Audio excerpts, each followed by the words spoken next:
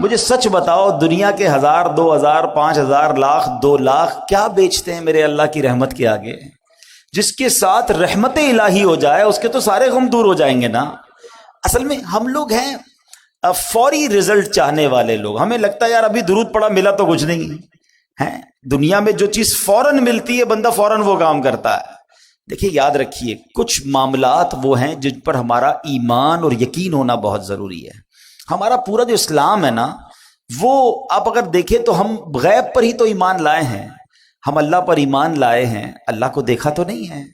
ہم رسولوں پر ایمان لائے ہیں، ہم نے رسولوں کو بھی نہیں دیکھا۔ ہم نے قرآن پاک نازل ہوتے ہوئے بھی نہیں دیکھا، ہم نے یہ بھی مان لیا یہ قرآن آسمانی کتاب ہے، اللہ کی کتاب ہے۔ قیامت دیکھی نہیں، اس پر ایمان ہے۔ دوزخ دیکھی نہیں، جنت دیکھی نہیں، اتنی ساری غیب کی چیزوں پر ایمان ہے۔ اور انسٹنٹلی فوری طور پر جو رزلٹ آتا ہے وہ فوراً کرتے ہیں۔ جو نبی پاک کے سچے وعدے ہیں اس پر بعض اوقات عمل نہیں کرتے۔ ڈاکٹر کہتے کہ جناب اب تم نے چکناٹ کھانی ہے یا اب تم نے کوئی میٹھی چیز کھانی ہے تو تمہارے ہارٹ کو پرابلم ہو جائے گا۔ نظر اندر نہیں آ رہا ہمیں، چونکہ ڈاکٹر کہہ رہا ہے تو مان جاتے ہیں۔ حالانکہ میٹھا کھانا حلال، چکنائی والی چیز کھانا حلال، جائز اگر ہے تو حلال ہے۔ ہم حلال کھانوں سے رک جاتے ہیں اس لیے کہ ڈاکٹر کہہ رہا ہے، اور حرام چیزوں سے نہیں رکتے حالانکہ نبی پاک فرما رہے ہیں۔ سوچ کا ڈفرنس دیکھیں۔ ہم یہ سوچتے ہیں کہ ہارٹ اٹیک نہ ہو جائے، مگر یہ نہیں سوچتے کہ ایمان پر اٹیک نہ ہو جائے۔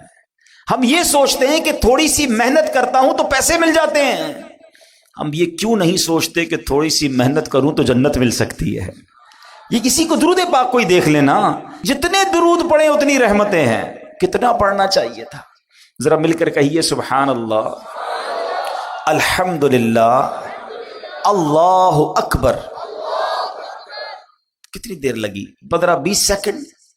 کیا کما لیتے ہو؟ ذرا کبھی حساب کرنا، ایک دن میں 15-20-25 سیکنڈ میں کیا کما لیتے ہیں ہم؟ کچھ بھی نہیں۔ مگر اللہ نے نیکیاں کمانا ہمارے لیے کتنا آسان، اور کتنی بڑی بڑی نیکیاں۔ حدیث پاک کا مضمون ہے جو ایک بار سبحان اللہ کہے جنت میں درخت لگا دیا جاتا، ایک بار الحمدللہ کہے جنت میں درخت لگا دیا جاتا، ایک بار اللہ اکبر کہے جنت میں درخت لگ جاتا۔ کتنے درخت لگانے چاہیے تھے، لیکن پھر بھی نہیں۔ تھوڑی دیر تک جذبہ آتا ہے، بندہ تسبیح نکالتا ہے، پھر بھول جاتا ہے، پھر دنیا میں لگ جاتا ہے، پھر موبائل میں لگ جاتا ہے، پھر سوشل میڈیا ہے اور ہم ہیں اور غفلتیں ہیں۔ نہ کریں ایسا۔ زندگی بڑی مختصر ہے، اچانک چلے جائیں گے، میں بھی چلا جاؤں گا، آپ بھی چلے جائیں گے۔ اللہ کرے یہ ذہن بن جائے کہ بس خوب نیکیاں کما کر جانا ہے، اتنی نیکیاں لے کر جاؤں کہ جب قیامت کے دن جاؤں تو شرمندگی نہ اٹھانی پڑے۔ اللہ ہمیں کثرت سے ذکر و درود کرنے کی توفیق عطا فرمائے۔ آئیے مل کر محبت کے ساتھ بآواز بلند درود پاک پڑھ لیں۔ صلو علی الحبیب صلی اللہ تعالی علی محمد صلی اللہ علیہ وسلم۔ ورد لب ہر دم درود و سلام ہو، ورد لب ہر دم درود و سلام ہو، یا شہ عرب و عجم کر دو کرم، آمین۔ پیارے اسلامی بھائیوں، قرآن مجید فرقان حمید، ہر پارہ، ہر رکوع، ہر سورت، ہر آیت اور ہر لفظ ہمارے لیے اللہ کی بہت بڑی نعمت ہے۔ قرآن کی شان سبحان اللہ، یہ کلام اللہ ہے، یہ سب سے بڑا نبی پاک علیہ السلام کا معجزہ ہے، اور یہ ہم پر اللہ کریم کا بہت بڑا انعام ہے۔ قرآن کے اتنے فضائل ہیں کہ میں ساری رات اگر صرف قرآن کی فضیلتیں ہی بیان کرتا رہوں تو ختم نہیں ہوگا۔ مگر ایک جملہ مولائے کائنات شیر خدا کرم اللہ تعالی وجہ الکریم کا اتنا کمال کا ہے کہ جس کو کہتے ہیں دل کے تار چھیڑ دیتا ہے۔ آپ کیا خوبصورت انداز میں قرآن کو سمجھاتے ہیں، شیر خدا ہے نا، علم کا، کہتے ہیں نا نبی پاک فرماتے ہیں میں علم کا شہر ہوں اور علی اس کا دروازہ ہے، تو باب علم ہے نا۔ کہتے ہیں جب میرا جی چاہتا ہے کہ رب مجھ سے بات کرے، کتنی بڑی بات ہے۔ اللہ سے ہم کیسے بات کر سکتے؟ کمیونیکیشن ود اللہ سبحانہ و تعالی۔ آج بڑے آدمی سے بات نہیں کر سکتے، نمبر نہیں ملتا، نمبر ملتا ہے تو فون نہیں اٹھتا، بیچ میں سیکرٹری، بڑے پرابلمز۔ اللہ سے بات کرنی ہے اور اللہ ہم سے بات کرے، کتنا کمال کا جملہ ہے۔ فرماتے جب میرا جی چاہتا ہے رب مجھ سے بات کرے میں قرآن پڑھنے لگ جاتا ہوں، اور جب جی چاہتا ہے میں رب سے بات کروں میں دعا کرنے لگ جاتا ہوں۔ ان دونوں کاموں میں کوئی زیادہ مشکل نہیں ہے۔ قرآن کیا ہے؟ کلام اللہ ہے نا، اللہ کا کلام ہے، تو گویا رب تم سے کلام کر رہا ہے، اور جب تمہیں رب سے بات کرنی ہے تو ہاتھ اٹھاؤ اور دعا مانگنا شروع کر دو، تم رب سے بات کرنا شروع کر دو گے۔ تو کلام اللہ کی تو کیا بات ہے۔ آج کلام الہی کے ایک سورت، یعنی میں بتانا یہ چاہ رہا ہوں کہ قرآن مجید فرقان حمید کا ہر لفظ، ہر آیت اور ہر سورت کیا کمال کا معنی رکھتی ہے، اور کتنے شاندار میسیجز ہیں۔ آج قرآن پاک کی ایک بڑی مختصر سورت ہے، مگر اس سورت میں ہمارے لیے کیا کیا میسیجز ہیں اور کیسا دل ہلا دینے والا پیغام ہے، آئیے آج وہ آپ کو بتاتا ہوں۔ خادم مصطفیٰ صحابی رسول حضرت انس بن مالک رضی اللہ تعالیٰ عنہ فرماتے ہیں کہ پیارے آقا مکی مدنی مصطفیٰ صلی اللہ تعالیٰ علیہ وآلہ وسلم کی مبارک عادت تھی کہ اگر کوئی صحابی 3 دن تک بارگاہ رسالت میں حاضر نہ ہوتے تو آپ ان سے متعلق پوچھتے کہ وہ کہاں ہیں، اور اگر وہ سفر پر ہوتے تو ان کے لیے دعا فرماتے، اگر مدینہ پاک میں ہوتے تو ان سے ملاقات کے لیے تشریف لے جاتے، اگر کوئی صحابی بیمار ہوتے تو میرے آقا ان کی عیادت کے لیے تشریف لے جاتے۔ ایک بار کا واقعہ کہ ایک انصاری صحابی رضی اللہ تعالیٰ عنہ 3 دن تک بارگاہ رسالت میں حاضر نہ ہوئے۔ نبی پاک علیہ الصلوۃ والسلام نے صحابہ سے پوچھا کہ وہ کہاں ہیں، نظر نہیں آ رہے۔ کہا حضور وہ تو شدید بیمار ہیں۔ یہ خبر سن کر سردار انبیاء محبوب خدا صلی اللہ تعالی علیہ وآلہ وسلم نے حضرت ابوبکر صدیق اور حضرت عمر فاروق اور چند دیگر صحابہ کو لیا اور ان کی عیادت کے لیے تشریف لے گئے۔ آئے ہائے، صحابی کی قسمت تو دیکھو، آقا بھی جا رہے ہیں، صدیق اکبر بھی جا رہے ہیں، عمر فاروق بھی جا رہے ہیں، سر بالی انہیں رحمت کی ادا لائی ہے، سر بالی انہیں رحمت کی ادا لائی ہے، حال بگڑا ہے تو بیمار کی بن آئی ہے۔ اب کیا ہوا؟ آقا علیہ الصلوۃ والسلام آخری نبی رسول ہاشمی صلی اللہ تعالی علیہ وسلم نے اپنے پیارے صحابی کو دیکھا، واقعی شدید بیمار تھے۔ آپ نے خوبصورت اور پیارے انداز میں تیمارداری فرمائی، احوال پوچھا، حال پوچھا، تو اس صحابی نے اپنا حال عرض کرتے ہوئے اپنی بیماری کا ایک بڑا کمال کا واقعہ بتایا کہ بیمار ہوا کیسے میں۔ کہتے حضور بات یہ ہے کہ ایک روز میں مغرب کی نماز میں آپ کی مسجد میں حاضر ہوا، آپ نماز پڑھا رہے تھے، میں آپ کے پیچھے نماز پڑھ رہا تھا، اور آپ نے اس روز نماز میں سورہ قارعہ کی تلاوت کی۔ قرآن پاک کے 30ویں پارے میں یہ سورت ہے، سورہ قارعہ۔ حضور آپ نے تلاوت کی، اس تلاوت کو سن کر نمازی کے اندر مجھ پر ایسا خوف خدا کا غلبہ ہوا، میں نے دعا کی اے اللہ مجھے دنیا ہی میں آزمائش میں ڈال دے، آخرت میں آزمائش میں نہ ڈالنا۔ حضور بس وہ دعا کرنا ہے، اور میری ایسی حالت ہو گئی ہے، میں بیماری میں آ گیا ہوں، آزمائش میں آ گیا۔ اللہ اکبر، میرے آقا کیا پیارے آقا ہیں۔ نبی پاک علیہ الصلوۃ والسلام فرماتے ہیں کہ تم نے برا کیا، یہ بات درست نہیں ہے۔ کیا یہ درست نہیں تھا کہ تم اللہ عز و جل سے دنیا کی بھی بھلائی مانگتے اور آخرت کی بھی بھلائی مانگتے اور جہنم سے بچنے کی دعا بھی کرتے؟ یعنی تم نے کیوں یہ کہا کہ یا اللہ مجھے دنیا میں آزمائش ڈال دے، آخرت میں نہ ڈالنا؟ میرے رب کے خزانوں میں تو کمی نہیں نا، اس سے دنیا کی بھی بھلائی مانگ لیتے، آخرت کی بھی بھلائی مانگ لیتے۔ کیا پیاری تربیت فرمائی۔ اب نبی پاک نے حکم دیا کہ ابھی دعا کرو، اور دعا کرو دنیا اور آخرت کی بھلائی کی دعا مانگو۔ صحابی نے ہاتھ اٹھائے، آقا کا حکم تھا، اسی وقت دعا مانگی۔ نبی پاک نے خود بھی ان کے لیے دعا فرما دی۔ اب میرے آقا دعا فرمائے تو رد کیسے ہو سکتی ہے؟ بریلی کے تاجدار امام عشق و محبت لکھتے ہیں نا، اجابت کا صحرا عنایت کا جوڑا، دلہن بن کے نکلی دعائے محمد۔ اجابت کہتے ہیں قبولیت کو، قبولیت اجابت نے جھک کر گلے سے لگایا بڑی ناز سے جب دعائے محمد صلی اللہ علیہ وسلم۔ اور ایسا ہی ہوا، اس دعا کا اثر ایسا ہوا کہ کوئی رسیوں سے جکڑا ہوا ہو اور وہ آزاد ہو جائے، وہ صحابی اسی وقت کھڑے ہو گئے اور صحت مند بھی ہو گئے۔ اب اس ایک واقعے سے اللہ اکبر کیا کمال کا واقعہ ہے، کیا کیا سیکھنے کو ملا۔ پہلی بات، نماز کیسی تھی، پڑھانے والا کون تھا اور پڑھنے والے کون تھے۔ آقا تلاوت کر رہے اور صحابہ پیچھے نماز پڑھ رہے ہیں، لیکن ان کی نماز میں انہماک، خشوع و خضوع کا عالم کیسا تھا. ایک تو قرآن سمجھتے تھے، پھر اس کا اثر لیتے تھے. تلاوت کیا ہو رہا ہے اس کو جانتے اور اس کا اثر لیتے تھے. سب نے عشاء کی نماز اکثر نے پڑھی ہوگی. اگر میں یہ سوال کر لوں، ہاتھ نہیں اٹھائیے گا، اپنے آپ سے خود ہی سوال کر لیں، امام صاحب نے کیا تلاوت کی پہلی رکعت میں اور دوسری رکعت میں؟ ارے عبدالحبیب بھائی، اب تو ذرا دکان کا حساب ساتھ چل رہا تھا ہمارا، تو ہمیں کیا پتا کیا تلاوت ہوئی. کبھی ٹیسٹ لے لیا کرو، سلام پھیرتے ہی پوچھ لیا کرو اپنے آپ سے کہ آج کیا تلاوت ہوئی. اچھا یاد بھی ہے، مثال کے طور پہ چلو کسی کو یاد ہے آج امام صاحب نے سورہ فیل پڑھی تھی، یا جناب تبارک الذی پڑھی تھی، یا کون سی سورت پڑھی تھی، معنی کیا ہے اس کا؟ تو یہ تو نہیں پتا. کب تک ہم قرآن بغیر سمجھے سنتے رہیں گے اور پڑھتے رہیں گے؟ کب قرآن کے نور کو اور اس کی چاشنی کو دل میں محسوس کریں گے؟ کب انڈرسٹینڈنگ آف قرآن کریں گے؟ میں نہیں کہتا، ہونا تو یہی چاہیے کہ مسلمان ہونے کی حیثیت سے مجھے اور آپ کو پورا قرآن ایک بار تو زندگی میں ہم نے ترجمہ اور تفسیر سے پڑھا ہوتا. لیکن چلو بھائی، پورا قرآن پڑھنے کی بات کرتے تو لوگ ہی بھاگ جاتے ہیں. یار کم از کم یہ تو ہو سکتا ہے نا، ہم ثنا سے لے کر التحیات اور درود ابراہیم اور دعا تک جتنا نماز میں قرآن پڑھتے ہیں اتنا تو سمجھ لیتے، اس کو تو انڈرسٹینڈ کر لیتے. قرآن کی چند مشہور صورتوں کا معنی تو پتا ہوتا.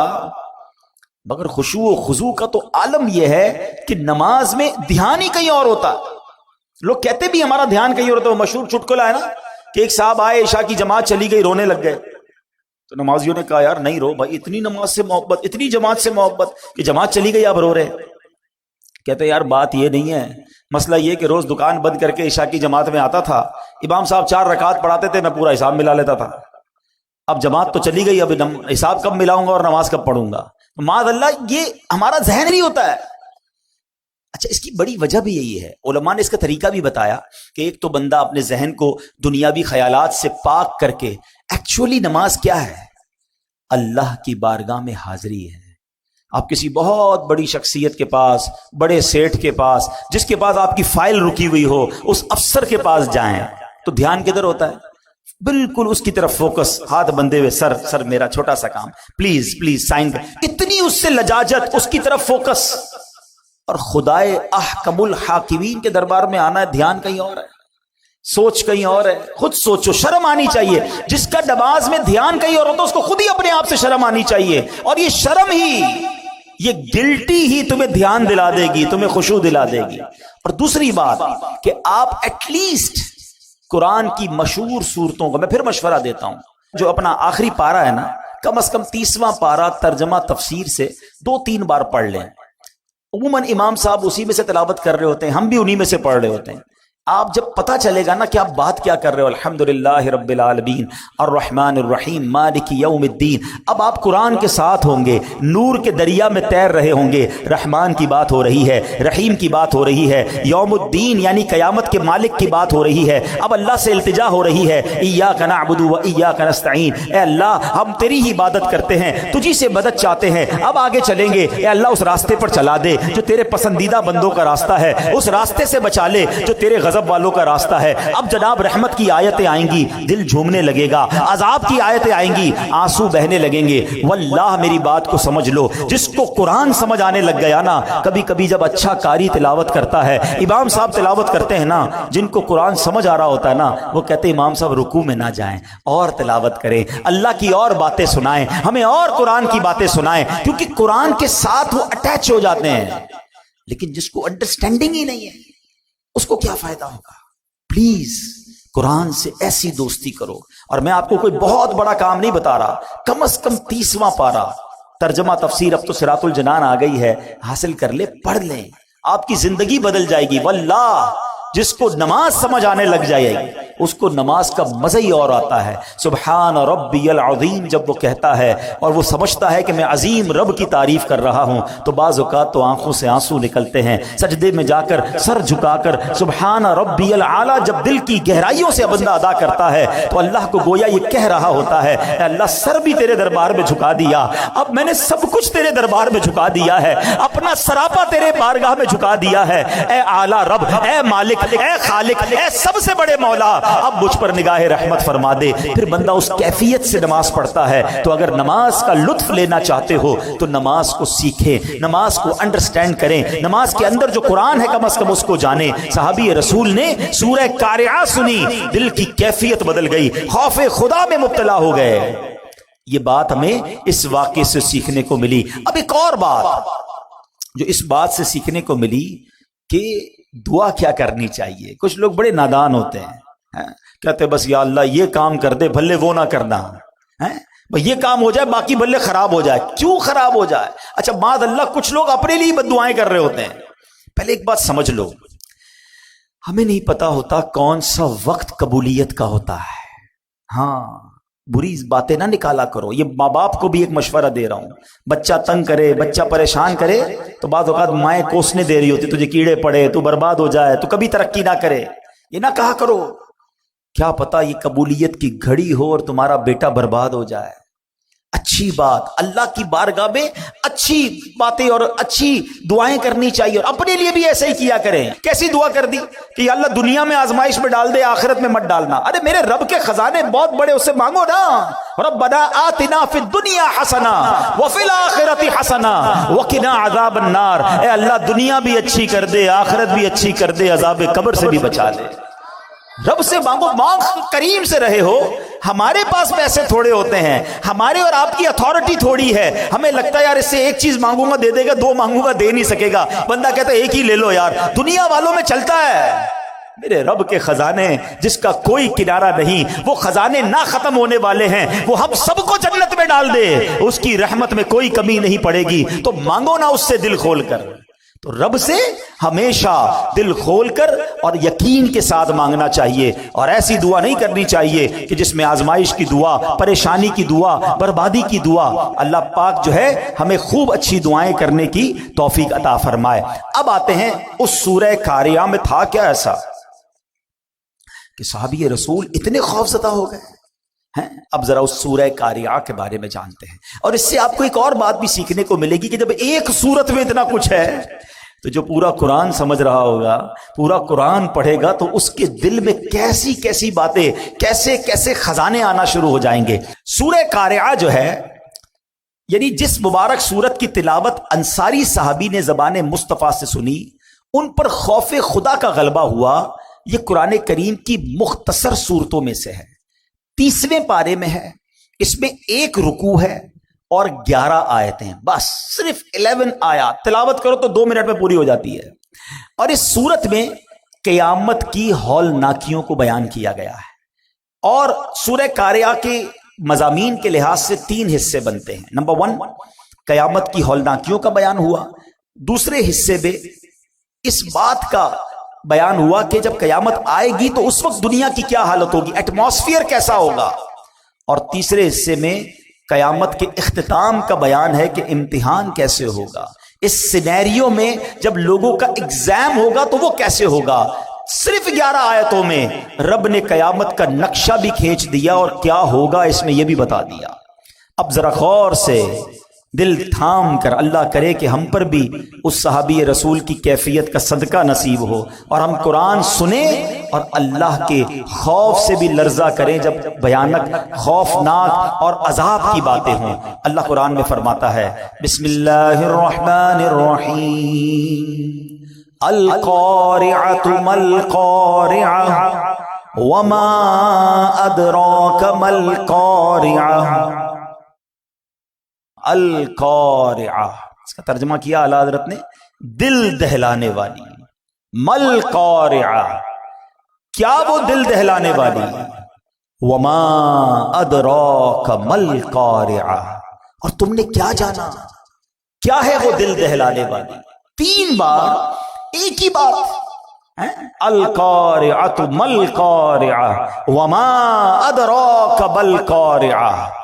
علماء بڑا پیارا اس میں جواب دیتے ہیں کہ قرآن کا ایک بہت خوبصورت اسلوب ہے, اسٹائل ہے قرآن کا, کہ جب کسی بات پر انفسائز کرنا ہوتا ہے، تاکید دلانی ہوتی ہے، توجہ درکار ہوتی ہے، تو قرآن یہ انداز اختیار کرتا ہے، کلام اللہ کا یہ انداز ہے کہ لوگ خوب توجہ کریں، دیکھو بڑی اہم بات ہونے جا رہی ہے۔ اسی طرح کا انداز آپ کو سورہ قدر میں ملتا ہے، اِنَّا أَنزَلْنَاهُ فِي لَيْلَةِ الْقَدْرِ وَمَا أَدْرَاكَ مَا لَيْلَةُ الْقَدْرِ۔ قرآن خود پوچھتا ہے بتاؤ تم نے کیا جانا لیلۃ القدر کیا ہے، پھر قرآن اس کے بعد خود ہی بتاتا ہے، قرآن گویا بتاتا ہے کہ لیلۃ القدر کیا ہے۔ بالکل اسی طرح یہاں یہ انداز ہے کہ تم نے کیا جانا، کیا ہے دل دہلانے والی۔ اب القارعہ کس کو کہتے ہیں؟ مفسرین لکھتے ہیں کہ قارعہ قیامت کے ناموں میں سے ایک نام ہے۔ یہ لفظ کرعن سے بنا ہے، ایک چیز کو دوسری چیز پر اس زور سے مارا جائے کہ اس سے گرجدار آواز پیدا ہو، اس کو کرعن کہتے ہیں۔ یہ آواز جتنی زوردار، اتنی دل دہلانے والی ہوتی ہے۔ اگر آدمی غفلت میں ہو، اپنے دھیان میں بیٹھا ہو اور اچانک کوئی آواز آ جائے، مثال کے طور پہ اللہ نہ کرے کچھ زوردار دھماکہ سنائی دے، ہمارا دھیان کہیں اور ہو، فوراً انسان گھبرا جاتا ہے۔ گاڑی میں جا رہا ہے، کوئی بڑا ہارن بجا دے، بندہ ہل جاتا ہے۔ اچانک آنے والی آواز جو ہے وہ دل دہلا دیتی ہے۔ اب ذرا غور کیجئے کہ ہوگا کیا، ان مثالوں کو تصور میں رکھیے، اور قیامت میں کیا ہوگا؟ فرمایا تاجر کاروبار میں مصروف ہوں گے، nobody knows، پتہ بھی نہیں ہوگا، کسی کو پتہ نہیں ہوگا۔ تاجر کاروبار میں مصروف ہوں گے، خواتین گھر کے کام کاج میں مصروف ہوں گی، کسان کھیتوں میں مصروف ہوں گے، کوئی کھانا کھا رہا ہوگا، کوئی اپنے دوستوں کے ساتھ باتیں کر رہا ہوگا۔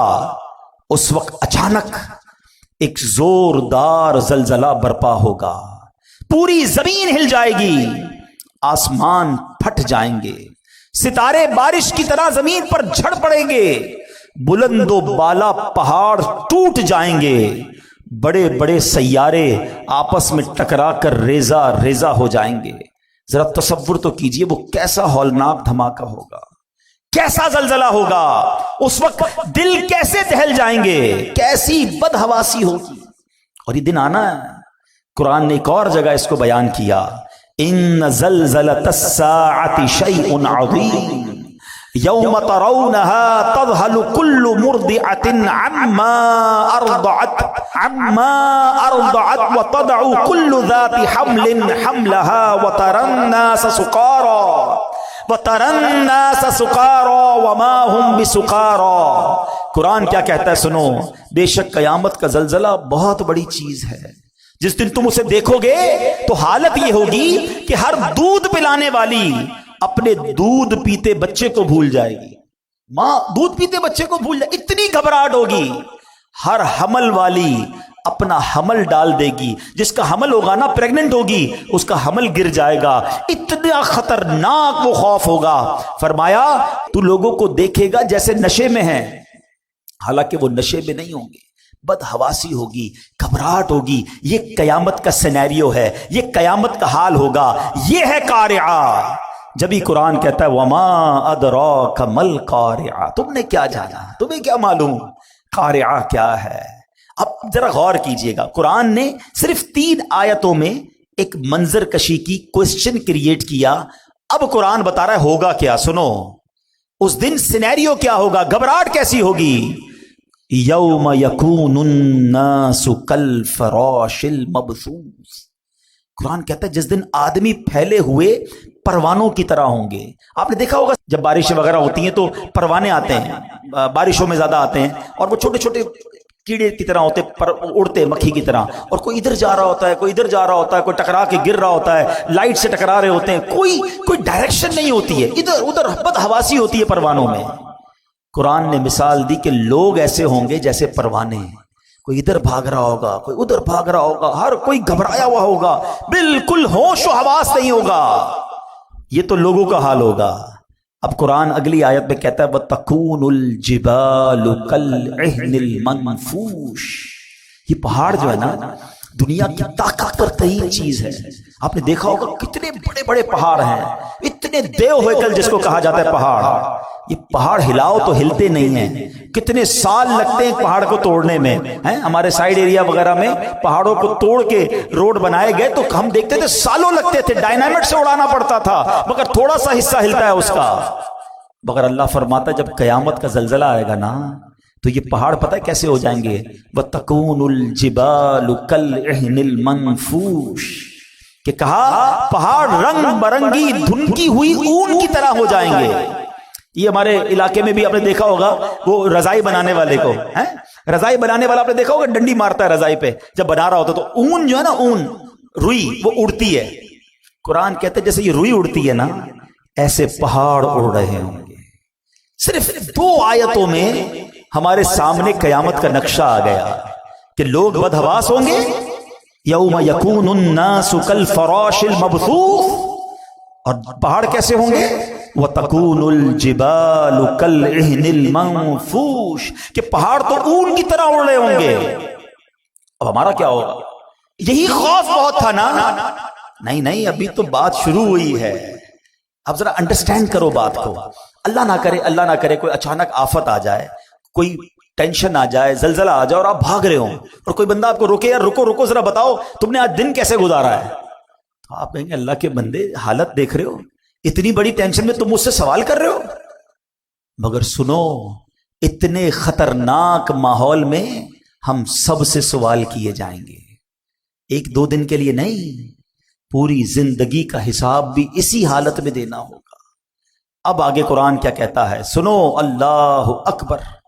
मैं आगे आयत ले जाने से पहले जरा मजीद कयामत कैसे आएगी, मेरे आका मदीने वाले मुस्तफ़ा सल्लल्लाहु अलैहि वसल्लम ने बड़ी डिटेल में सहाबा किराम को बताया। आका अलैहिस्सलाम फरमाते हैं, बेशक अल्लाह पाक ने जमीन और आसमान बनाने के बाद सूर को बनाया और हजरत इसराफील अलैहिस्सलाम को अता फरमा दिया। हमने ये बचपन से सुना है कि हजरत इसराफील सूर फूकेंगे, आज डिटेल में सुन लो वो सूर है क्या और वो कितना बड़ा है। तो हजरत इसराफील के बारे में नबी पाक फरमाते हैं कि हजरत इसराफील सूर को अपने मुंह में लिए हुए हैं और अर्शे इलाही की तरफ देख रहे हैं कि और इंतजार में है कि सूर फूंकने का कब हुक्म दिया जाता है, यानी वो रेडी बैठे हैं, तैयार हैं, जब रब की तरफ से हुक्म आना है हजरत इसराफील ने सूर फूंक देनी है। हजरत अबू हुरैरा फरमाते हैं, मैंने अर्ज की या रसूल अल्लाह सल्लल्लाहु अलैहि वसल्लम, ये सूर है क्या? क्या बात है साहबा किराम की, इतने सवालात कर लिए, इतने डिटेल क्वेश्चन कर लिए, हमें समझना आसान हो गया। सुनो, नबी पाक फरमाते हैं, आज डिटेल में समझ लो। आका ने फरमाया एक नूरानी सींग है। अर्ज की गई हुजूर कितना बड़ा है? फरमाया बहुत बड़ा है, उस जात की कसम जिसके कब्जे में मेरी जान है, सूर का दायरा जमीन और आसमान की चौड़ाई जैसा है, इतना बड़ा। यूं समझिए, अब इसको नॉर्मल जबान में समझाने के लिए वो हॉर्न जिस तरह होता है, एक पाइप जिस तरह होता है, सूर उस तरह का है, मगर वो इतना बड़ा है कि उसका जो दायरा है वो जमीन और आसमान की चौड़ाई जैसा है। और हजरत इसराफील को अल्लाह करीम 3 बार सूर फूंकने का हुक्म फरमाएगा।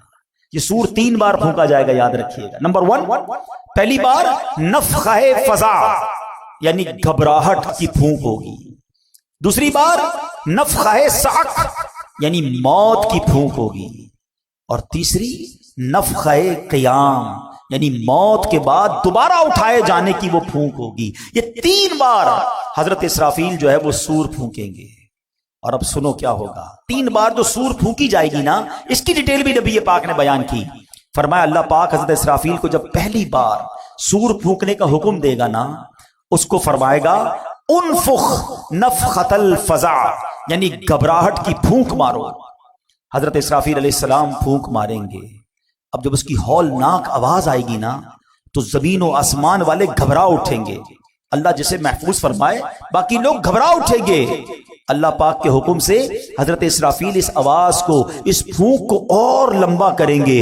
अब इसकी हौलनाकी से पहाड़ हिलने लगेंगे, बादल चलते हैं ऐसे पहाड़ चलने लगेंगे, रेजा रेजा हो जाएंगे, शदीद जलजला तारी हो जाएगा। जैसा कि अल्लाह पाक फरमाता है, यौम तरजुफुर राजिफा ततबउहर रादिफा कुलूबुन यौमइज़िन वाजिफा, जिस दिन थरथराने वाली تھر تھر آئے گی، اس کے پیچھے آئے گی پیچھے آنے والی، دل اس دن خوف زدہ ہو جائیں گے۔ ایک جگہ نہیں، قرآن میں جگہ جگہ قیامت کی منظر کشی کی گئی ہے، قیامت کا حال بیان کیا گیا ہے۔ نبی پاک علیہ السلام نے مزید فرمایا کہ اس وقت زمین سمندر میں پھنسی ہوئی اس کشتی کی طرح ہوگی جسے سمندر کے تھپیڑے لگتے ہیں، کشتی کے سوار کبھی اوندھے گرتے ہیں۔ اس وقت دودھ پلانے والیاں دودھ پیتے بچوں کو بھول جائیں گی، حمل والیوں کے حمل گر جائیں گے، بچے دہشت کے سبب بوڑھے ہو جائیں گے، شیطان زمین کے کناروں کی طرف بھاگیں گے، فرشتے مار کے انہیں پھر زمین کی طرف ڈال دیں گے۔ عجب کوہرام ہوگا، لوگ ادھر سے ادھر بھاگ رہے ہوں گے، ایک دوسرے کو پکار رہے ہوں گے۔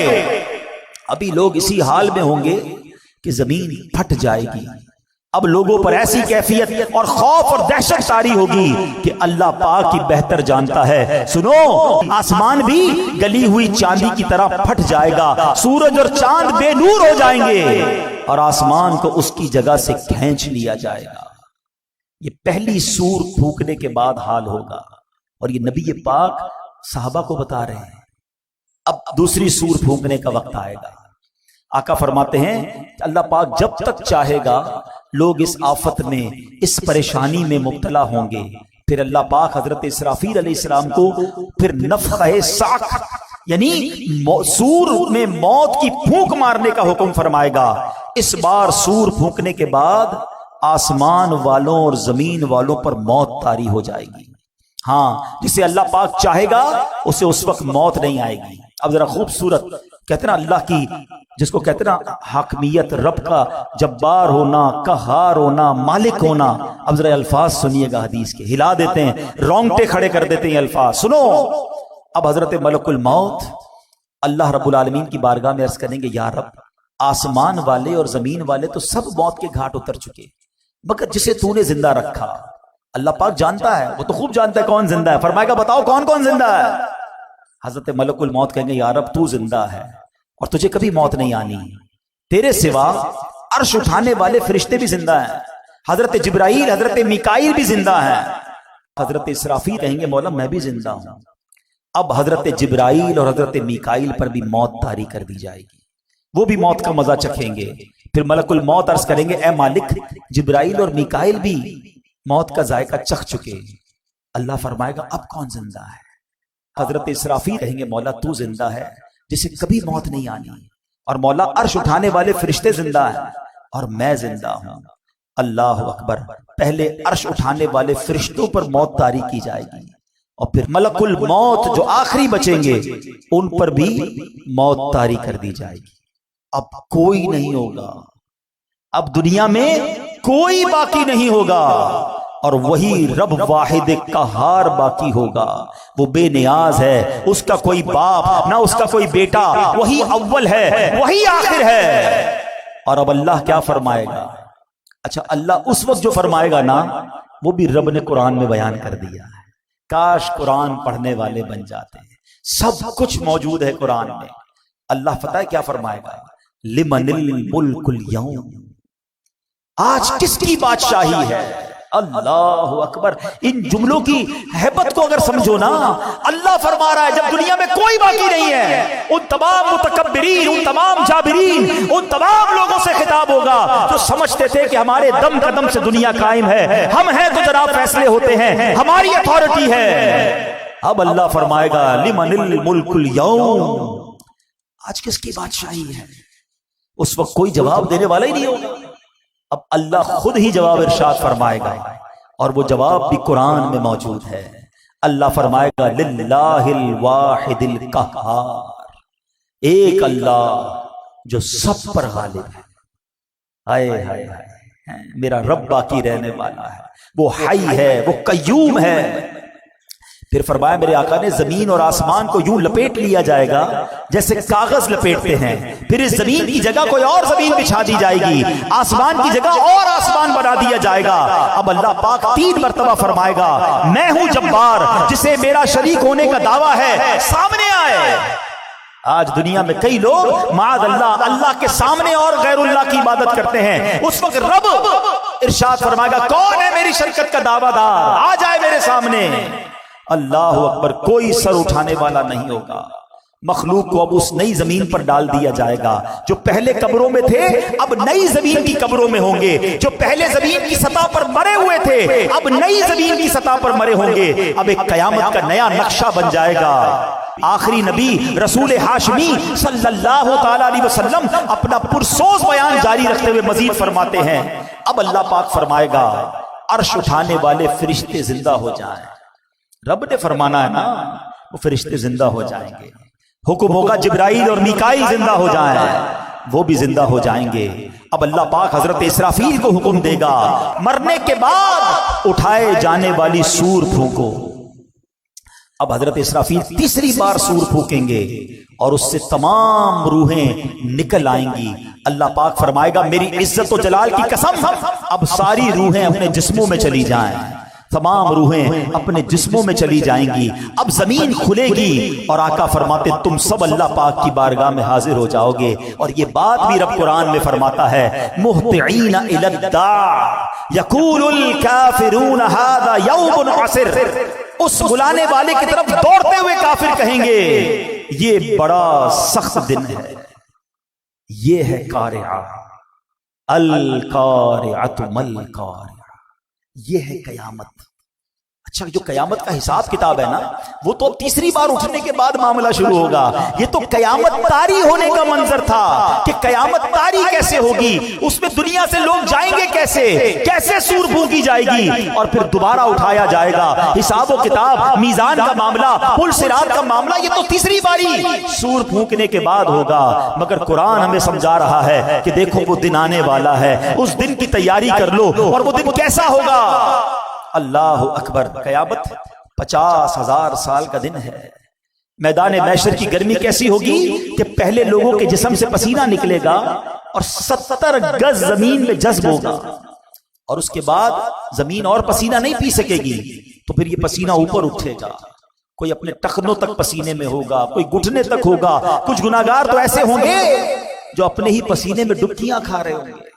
اب اس کیفیت میں کیا ہوگا؟ اللہ اکبر. کبھی گرمیوں کے دن ہوں, کام کاج سے ہم گھر پہنچے اور پسینہ ٹپک رہا ہو, جیسے دروازے میں داخل ہو گھر والے کہے ذرا رکو رکو 5-6 باتیں پوچھنی ہیں. ہم کیا کہتے ہیں, نہیں ابھی سوال نہیں کرو, مجھے سانس لینے دو, بہت گرمی ہے, تھوڑا فریش ہونے دو, پھر بات چیت کرنا. ہم کبھی بھی پسند نہیں کرتے کہ گرمی میں, فرسٹریشن میں, ٹینشن میں ہم سے کوئی سوال کرے. مگر قرآن کہتا ہے اس وقت سوال بھی کیسا ہوگا اور رزلٹ کیا آئے گا؟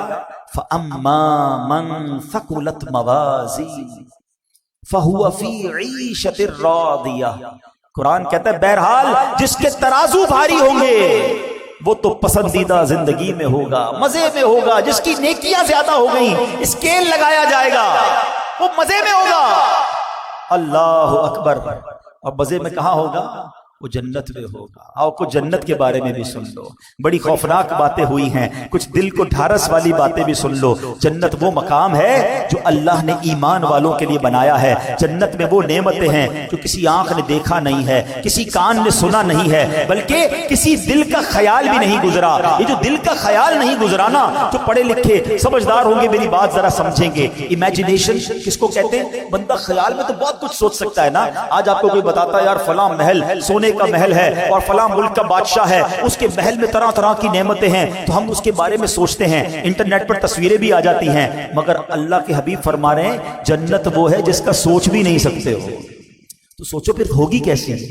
جہاں دماغ کی سوچ نہ پہنچ سکے اس کے بعد وہ نعمتیں کیسی ہوں گی؟ فرمایا دل کا گمان بھی نہیں گزرا. جنت میں دیواریں سونے چاندی کی اینٹوں سے اور مشک کے گارے سے بنی ہوئی ہیں. جنت میں 4 دریا ہیں, ایک پانی کا, دوسرا دودھ کا, تیسرا شہد کا, چوتھا پاکیزہ شراب کا. اور ان دریاؤں میں سے نہریں نکل کر ہر محل کے نیچے سے, ہر جنتی کے گھر سے نیچے سے نکل رہی ہیں. اہل جنت کو ہر قسم کے لذیذ کھانے ملیں گے, جو چاہیں گے فوراً ان کے سامنے موجود ہوگا. پانی کی خواہش ہوگی, جتنی خواہش ہوگی اتنا ہی ان کے مطابق پانی, دودھ, پاکیزہ شراب اور شہد کے کوزے خود بخود ان کے ہاتھوں میں آ جائیں گے. جنت میں کوئی نجاست نہیں ہے, نہ گندگی ہے, نہ تھوک ہے, نہ ریت ہے, نہ بدن کی میل ہے. سنو, ہر جنتی کے لیے کم از کم 10,000 خادم ہوں گے.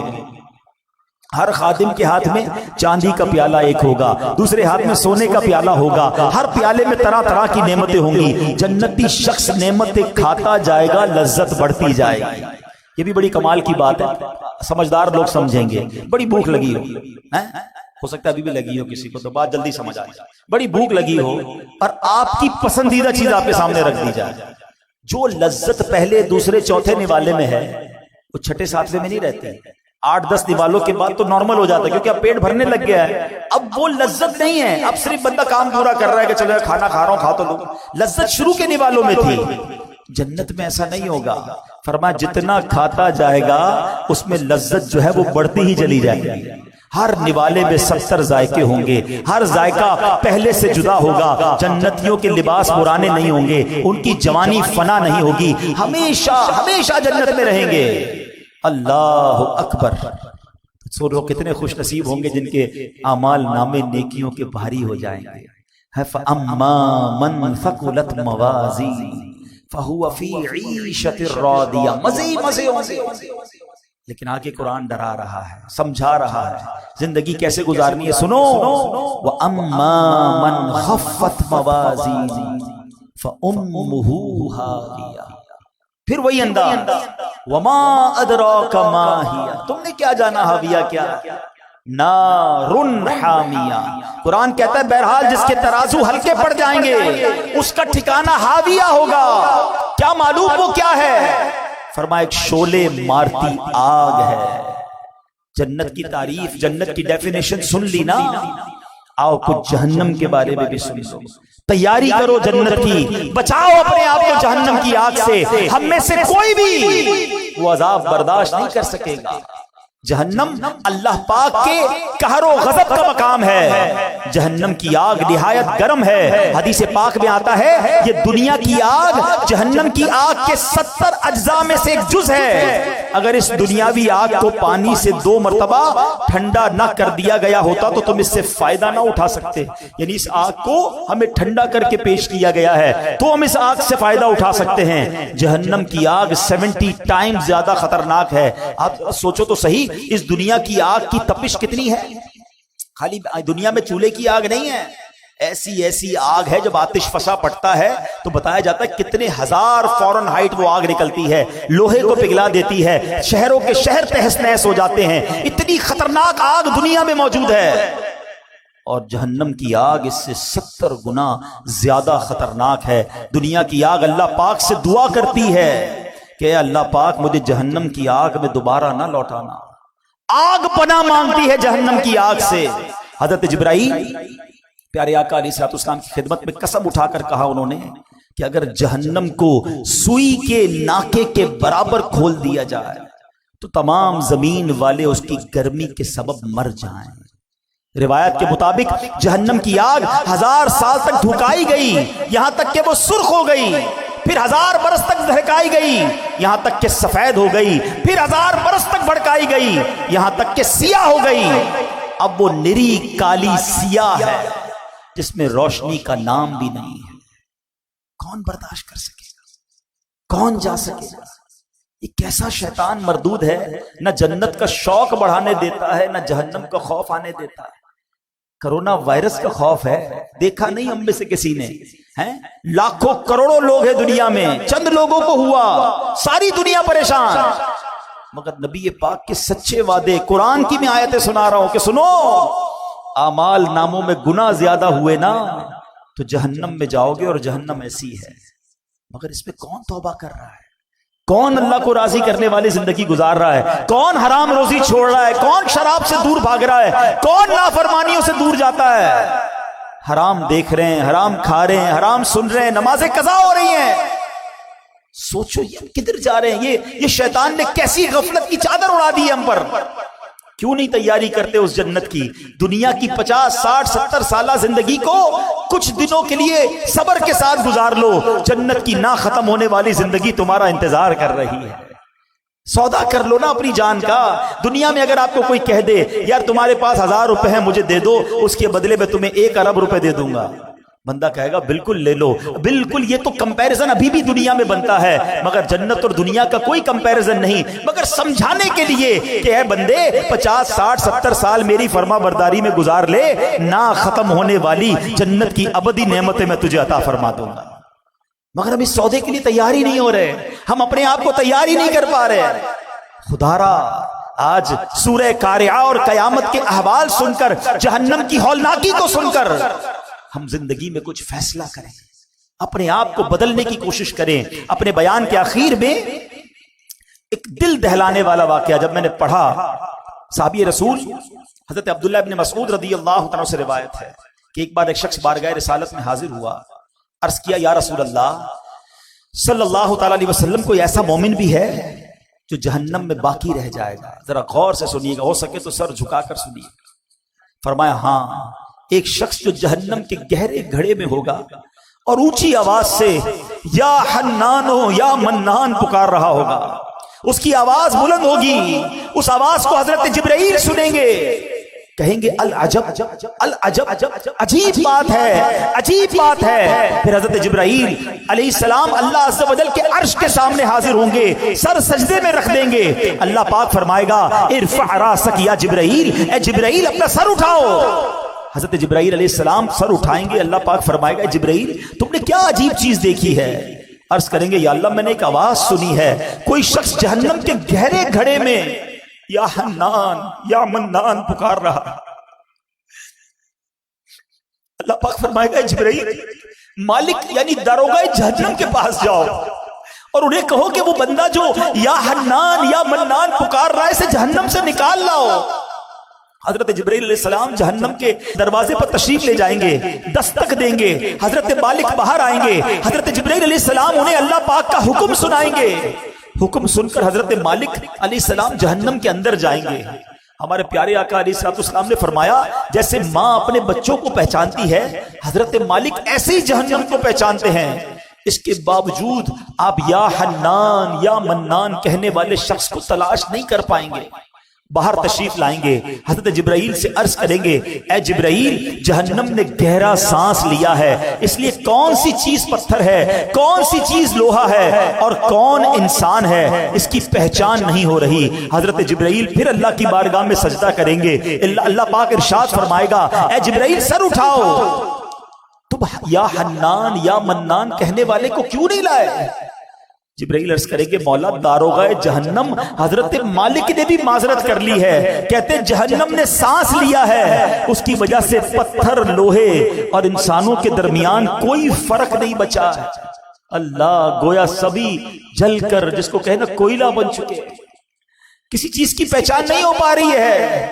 اللہ پاک فرمائے گا جبرائیل مالک سے کہو میرا بندہ جہنم کے فلاں گھڑے میں فلاں کونے میں اس طرح پڑا ہوا ہے. حضرت جبرائیل جہنم کے دروازے پر جائیں گے اور حضرت مالک کو یا حنان یا منان پکارنے والے کا پتہ بتائیں گے. حضرت مالک جہنم کے اندر جائیں گے تو دیکھیں گے ایک شخص ہے, اس کے پاؤں اس کی پیشانی کے ساتھ اور ہاتھ گردن کے ساتھ بندھے ہوئے ہیں اور جہنم کے سانپ بچھو اس کے ساتھ لپٹے ہوئے ہیں.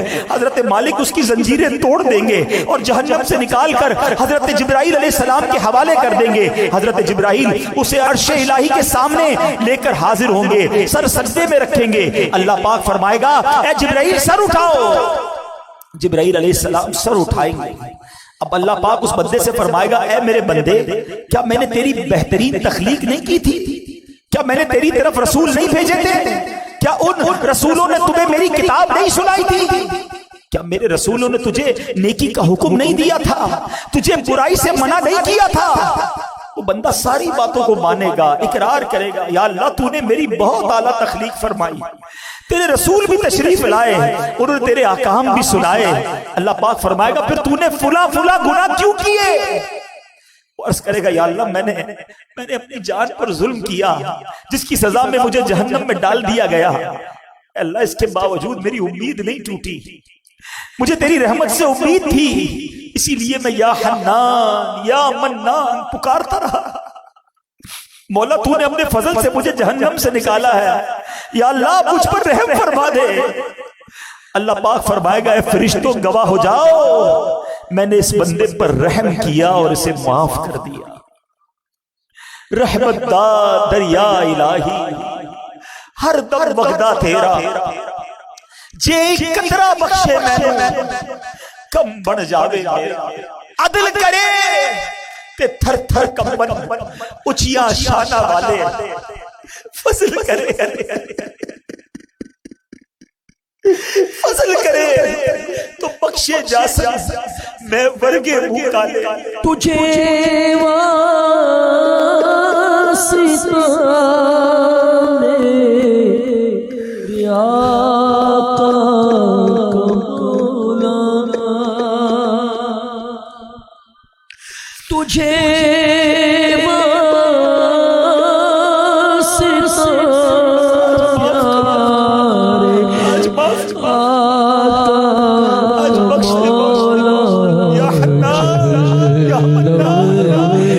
مجھے کو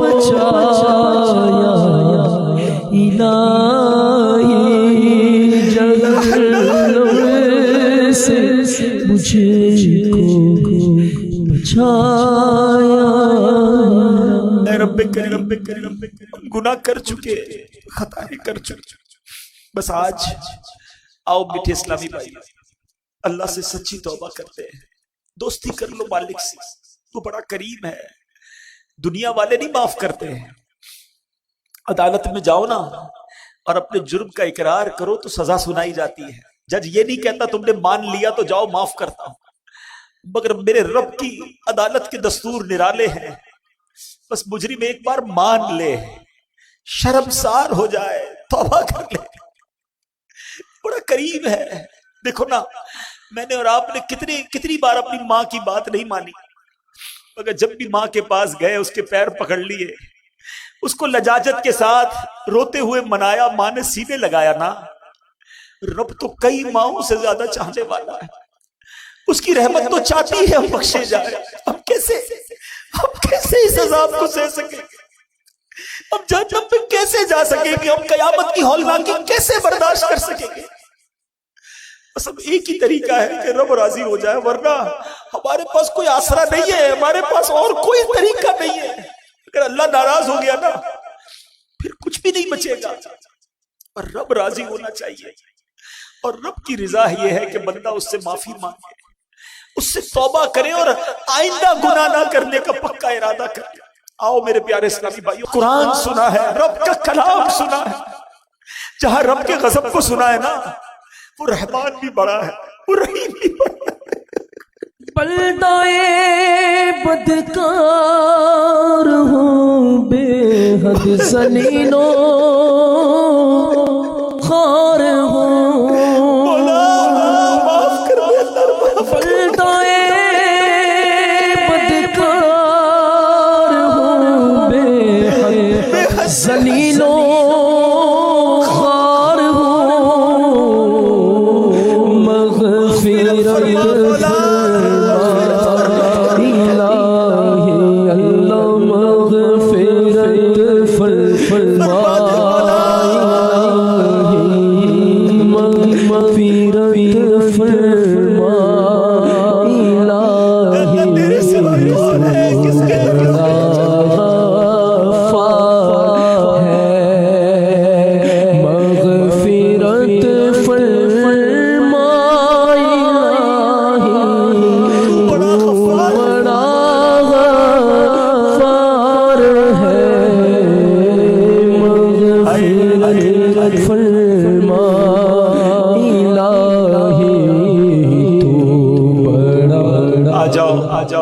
آجاؤ اللہ کی رحمت آج اس سے دوستی کر لو اگر میرا کوئی ایسا بھائی بیٹھا ہے جو نمازیں قضا کرتا ہے توبہ کر بس اب سچی پکی نیت کر لو کہ آج کے بعد نماز قضا نہیں کروں گا اگر کوئی حرام کماتا ہے نا دیکھو چھوڑ دو اسے توبہ کر لو اللہ تمہیں غیب سے حلال دے گا بس سچی نیت کر لو رب نے نصیب میں لکھا ہے وہ مل کر رہے گا حرام کمانا چھوڑ دو حرام کھانا چھوڑ دو حرام صحبتیں چھوڑ دو گندی چیزیں دیکھنا چھوڑ دو سننا چھوڑ دو ہم کمزور ہیں یہ بھی ہم اللہ سے ہی کہیں گے نا یا اللہ میں پہلے بھی توبہ کی پھر گناہ میں پڑ گئے آج پھر توبہ کرتا ہوں پھر توبہ کرتا ہوں، بس تم توبہ پر استقامت بھی دے دے. پتہ نہیں کب دنیا سے چلا گیا اور وہاں مارا گیا، وہاں پکڑا گیا تو میرا بنے گا کیا؟ اے اللہ اس کمزور بندے پر رحم کر، اور آج سچی توبہ عطا کر، آج سچی پکی توبہ عطا کر. اور یہ دعوت اسلامی ہے پیارے اسلامی بھائی، جو ہمیں ہماری آخرت کی تیاری کرواتی ہے. ہم کچھ بھی کر لے، قیامت تو آئے گی نا، حساب کتاب تو ہوگا نا، اس سے بچ کوئی نہیں سکتا. مگر آج جس تفصیل سے ہم نے قیامت کا ذکر سن لیا، جس طرح کا یہ حالات ہوں گے، ہم تو بڑے کمزور ہیں، ہمارا کیا بنے گا؟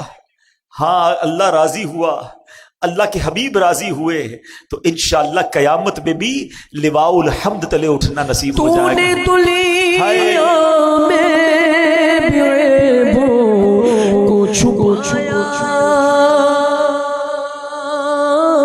یا خدا، آخرت میں بھی چھپا لے. تو نے دنیا میں بھی عیبوں کو چھپایا یا خدا،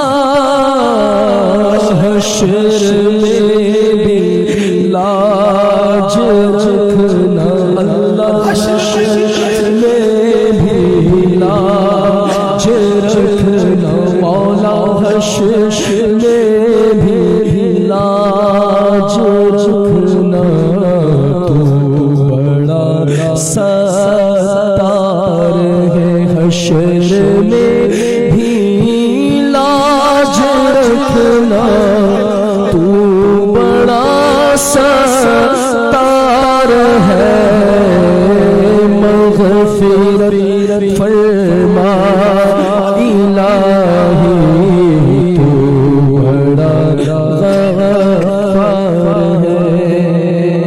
بس آج سچی پکی توبہ کرنی ہے. توبہ کیا ہے؟ توبہ کے 3 ارکان ہیں. ایک، بندہ شرمندہ ہو جائے، مانے میں گناہگار ہوں، ندامت کرے، کہے اللہ کو غلطی ہو گئی، مانتا ہوں مالک مجرم. دوسرے نمبر پر اب گناہ نہ کرنے کا پکا ارادہ. تیسرا، اس وقت موجودہ یہ گناہ چھوڑ دے. یہ نہ سوچو کہ میں توبہ کروں گا پھر گناہ کر لوں گا، یہ بھی شیطان کا وار ہے. ہمارا کام توبہ کرنا ہے. انشاءاللہ رب کریم ہمیں توبہ پر استقامت بھی وہی عطا فرمائے گا. اللہ پاک عمل کرنے کی توفیق عطا فرمائے. میرے اعمال کی اصلاح کرم سے کر دے. مدنی چینل، مدنی چینل، مدنی چینل، مدنی